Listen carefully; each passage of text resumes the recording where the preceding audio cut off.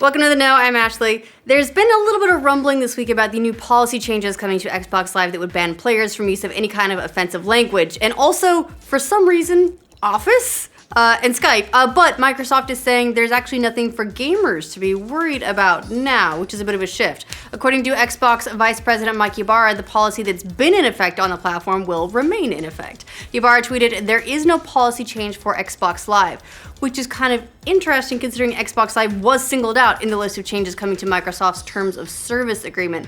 But for now, it sounds like you're not gonna have to fret over getting your teammates shit for not playing the objective or whatever. It's not changing. There's a chance, actually, that they have already implemented these changes. We did a standalone update on this yesterday and got reports from a lot of people about getting banned for naughty words already. So it's potentially possible that it's already in effect on Xbox.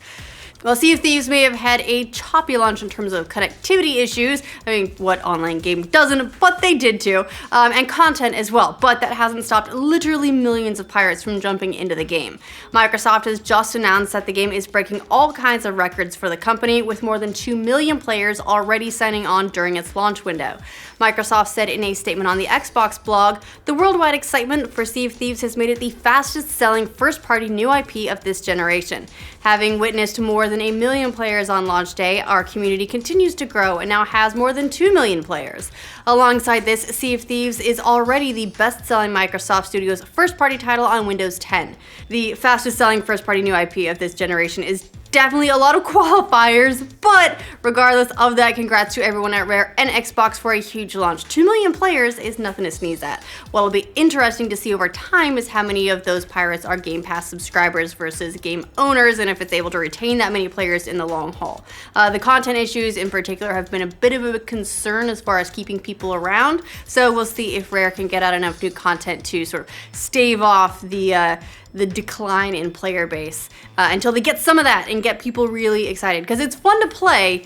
Everyone just sort of agrees that you run out of things to do. If you're hoping to play some more God of War after you finish playing some God of War, the good news is that the game definitely has more content once you beat it. However, director Cory Barlog isn't saying what form that's going to take just yet. Barlog commented about post-game content on Twitter this week and about whether or not we'll get a new game plus. He said, we have something a little different. It's more like, keep playing when you finish because there's so much stuff we put in beyond the main journey. Now, when asked for more clarification, Barlog said he didn't want to spoil anything by being more specific, which we appreciate, but you can count us intrigued for what the game's new Game Plus, but not quite, has in store for us. God of War is launching on PS4 on April 20th. I'm pretty excited for this one. It looks like The Last of Us 2 has hit another development milestone. According to Troy Baker, who returns to the franchise as the voice of Joel, developer Naughty Dog has completed a playtest on the game, and Baker said in a panel at MCM Comic-Con that the game looks, quote, awesome, and it's going to tell an amazing story. We still don't have a release date yet for the game, but in December, Naughty Dog officials said that development was 50 or 60% complete, and we expect the game will make a pretty big appearance at E3 this year, so maybe we'll know more then. At long last, we finally have news about when we can expect to play Dragon Quest XI in the West. Square Enix announced this morning via the PlayStation blog that the title will be making its way to Western audiences on September 4th, 2018. That's not that far away. Okay, it's a couple of months, but it's gonna sneak up on us. That date is for PS4 and PC, by the way. Producer Hokuto Okamoto wrote, Dragon Age 11 was developed so that it would become a culmination of sorts for the series up to now, a title that essentially represents a new beginning despite it being the latest game in the Dragon Quest series. Dragon Quest XI initially released in Japan last summer, but Square Enix has been totally quiet about when it would make its way over here. Another thing that we haven't heard too much about, the alleged Switch version. If you'll recall, Dragon Quest XI was one of the first games confirmed for Nintendo's device a couple years ago, back when we were still calling it the NX. As far as that version goes, Square Enix told IGN it would be coming much later. No idea how much, but that sounds like a lot, much. It looks like a new Wario Land game might happen, at least according to some new trademark filings. Nintendo has applied for several trademarks in Japan for downloadable video game programs, and those trademarks include Wario Land and WarioWare. As this is the second new trademark for Wario Land within the last year, maybe there's something to this rumor. Well, I mean, it's a trademark filing, so. You might remember the Wario Land series started on the original Game Boy in the 90s, and some even consider Wario Land 2 to be one of the best games for the Game Boy, just full stop. We'll see if Nintendo is planning on resurrecting the franchise, or I don't know, maybe releasing the old ones on Virtual Console. Do they need to update trademarks for that? You know what I want to see? More WarioWare, because that was great.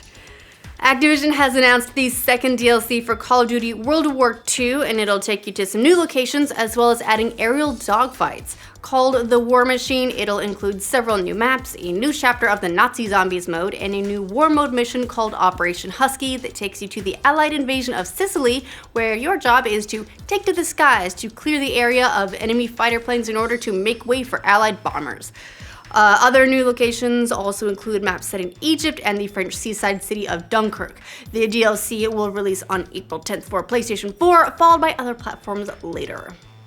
Sony is cutting the price of the PlayStation VR headset permanently, so if you've been waiting, you did a good job, now's kind of the time. Starting March 29th, which is tomorrow, Sony says it's cutting the price of the basic bundle, which includes the headset, the camera, and the PlayStation VR World Demo Disc to $300, which is a $100 drop.